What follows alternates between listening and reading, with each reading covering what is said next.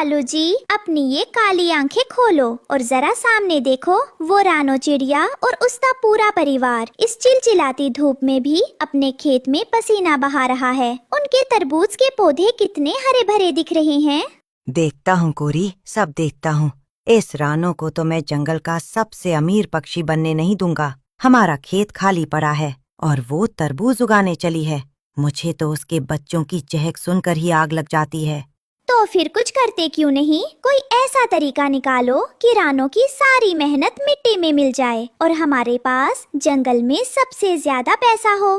कालू और गोरी की इस जलन से बेखबर रानो चिड़िया का छोटा सा हंसता खेलता परिवार अपने काम में जुटा था। रानो और उसका पति टुन्नो चिड़ा अपने बच्चों के साथ मिलकर दिन रात अपने खेत की मिट्टी को उपजाऊ बना रहे थे। टुन्नू जी, देखिए हमारे बच्चों की मेहनत रंग लाई। तरबूज के छोटे छोटे पौधे जमीन से बाहर आ गए हैं। हाँ रानो, हम अपनी फसल में कोई केमिकल या जहरीली दवा नहीं डालेंगे। हम गोबर की खाद और साफ पानी से अपने तरबूज उगाएंगे। भले ही समय लगे, पर हमारे तरबूज एकदम शुद्ध और मीठे होंगे। माँ, पापा, हम सब मिलकर इस बार जंगल के सबसे बड़े और मीठे तरबूज उगाएंगे। लेकिन रानो के पड़ोस वाले खेत में कालू कौवा और उसकी पत्नी गोरी कौवी रहते थे। वे बहुत आलसी और लालची थे। वे रानो के परिवार को खुश देखकर जलते रहते थे। देख रही हो गोरी, वो रानो के बच्चे दिन भर खेत में पानी डालते रहते हैं। उनकी फसल कितनी हरी भरी दिख रही है और हमारा खेत देखो, एक भी तरबूज बड़ा नहीं हो रहा।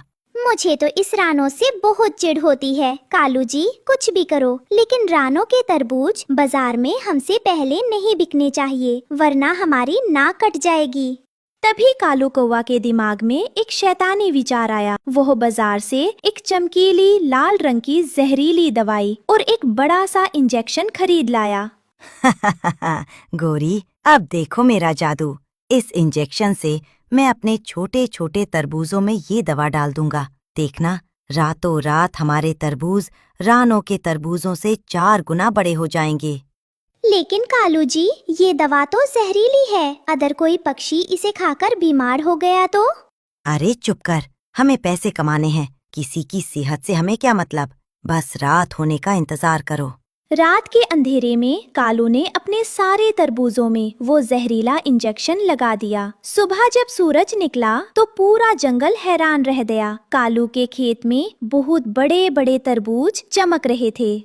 माँ, देखो, कालू अंकल के तरबूज तो एक ही रात में कितने बड़े हो गए। क्या हमारी मेहनत बेकार चली गई? हमारे तरबूज तो अभी छोटे हैं। नहीं मेरे बच्चों, सब्र का फल मीठा होता है। जो फसल ईमानदारी और सही तरीके से उगाई जाती है, वही सेहत के लिए अच्छी होती है। तुम लोग उदास मत हो, अपनी मेहनत जारी रखो। कालू के तरबूज बड़े तो हो गए थे, लेकिन अंदर से वे खोखले और जहरीले थे। अब कालू और गोरी ने रानो की फसल को बर्बाद करने के लिए पूरे जंगल में एक झूठी अफवाह फैलानी शुरू कर दी। अरे सुनो सुनो, रानो चिड़िया के खेत की तरफ मत जाना। वो अपने तरबूजों में गंदा पानी डालती है। उसके तरबूज जो भी खाएगा वो हमेशा के लिए बीमार हो जाएगा।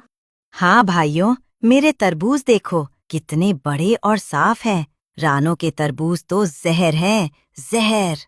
अरे बाप रे, अगर ऐसा है तो हम रानो के खेत से कभी कुछ नहीं खरीदेंगे। इस अफवाह की वजह से रानो के परिवार को बहुत दुख हुआ। उनके तरबूज अब बड़े और बहुत मीठे हो चुके थे, लेकिन डर के मारे कोई भी पक्षी उनके खेत पर नहीं आ रहा था। रानो, हमारी ईमानदारी का हमें ये सिला मिला। कोई हमारे तरबूज छूने को भी तैयार नहीं है। टुन्नू जी, भगवान सब देख रहा है। हमने किसी का बुरा नहीं किया। सच को कभी छुपाया नहीं जा सकता। आप हौसला मत हारिए।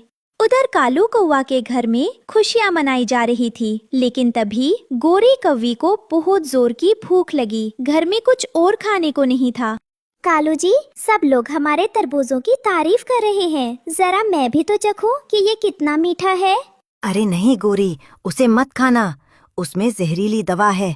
मैं उसे सिर्फ बेचने के लिए लाया हूँ।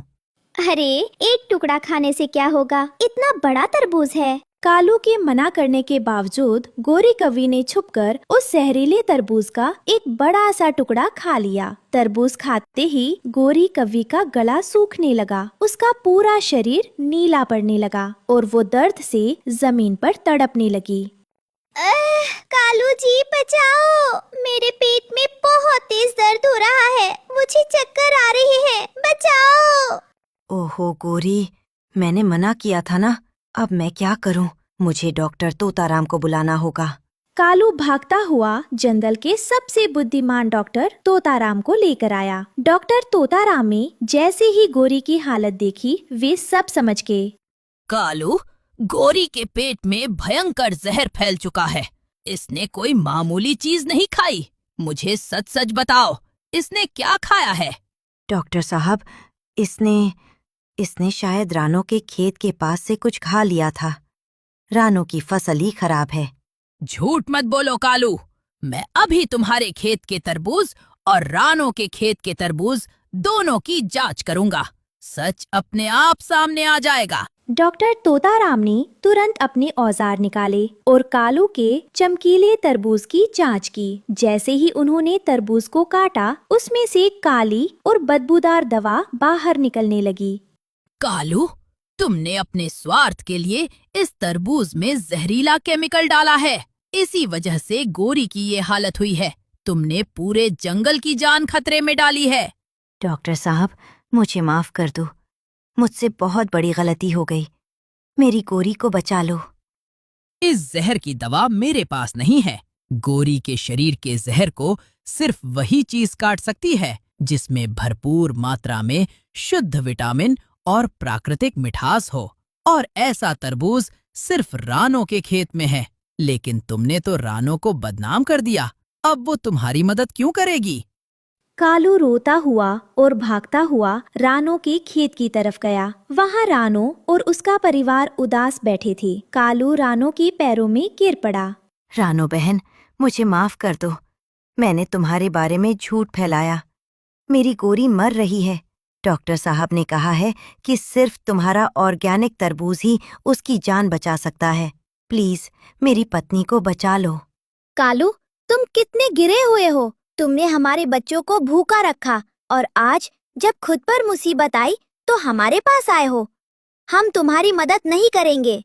हाँ पापा, इन्होंने हमें बहुत रुलाया है। कालू को रोता देखकर रानो चिड़िया का दिल पसीज गया। उसकी आंखों में दया के आंसू आ गए। नहीं टुन्नू जी, नहीं मेरे बच्चों, अगर कोई हमारे साथ बुरा करता है तो इसका मतलब ये नहीं कि हम भी अपनी अच्छाई छोड़ दें। दुश्मनी अपनी जगह है, लेकिन किसी की जान बचाना हमारा धर्म है। कालू, तुम रो मत, चलो हमारे खेत का सबसे अच्छा तरबूज लेकर चलो।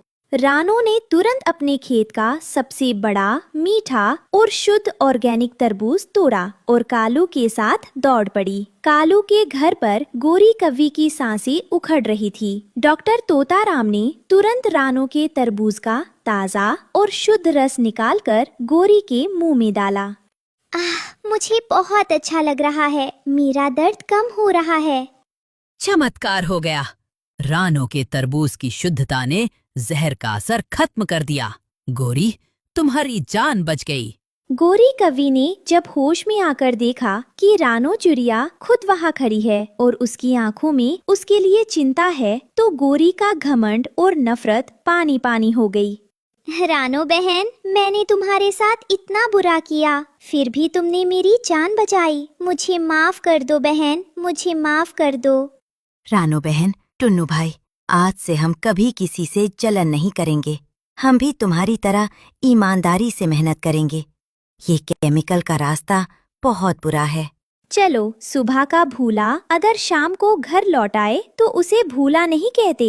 हम सब पड़ोसी हैं और मिलकर रहना ही हमारी ताकत है। अगले दिन डॉक्टर तोताराम ने पूरे जंगल के पक्षियों को इकट्ठा किया और सबको सच बताया। अब पूरे जंगल को पता चल चुका था कि रानो के तरबूज कितने सेहतमंद है। सभी पक्षी रानो के खेत पर आए और खुशी खुशी तरबूज खरीदने लगे। रानो का खेत खुशियों से चहक उठा। रानो चिड़िया के तरबूज जिंदाबाद, ईमानदारी की जीत हुई। देखा माँ, हमारी मेहनत का फल कितना मीठा निकला। कालू और गोरी भी अब बदल चुके थे। उन्होंने अपने खेत से सारे केमिकल फेंक दिए और रानो से ईमानदारी की खेती सीखने लगे। सुंदर वन में अब फिर से प्यार और खुशहाली का माहौल था। इस कहानी से हमें सीख मिलती है कि शॉर्टकट और लालच का रास्ता हमेशा इंसान या पक्षी को बर्बादी की तरफ ले जाता है। ईमानदारी से की गई मेहनत देर से ही सही लेकिन सबसे मीठा और सुरक्षित फल देती है। भलाई हमेशा बुराई पर जीत हासिल करती है।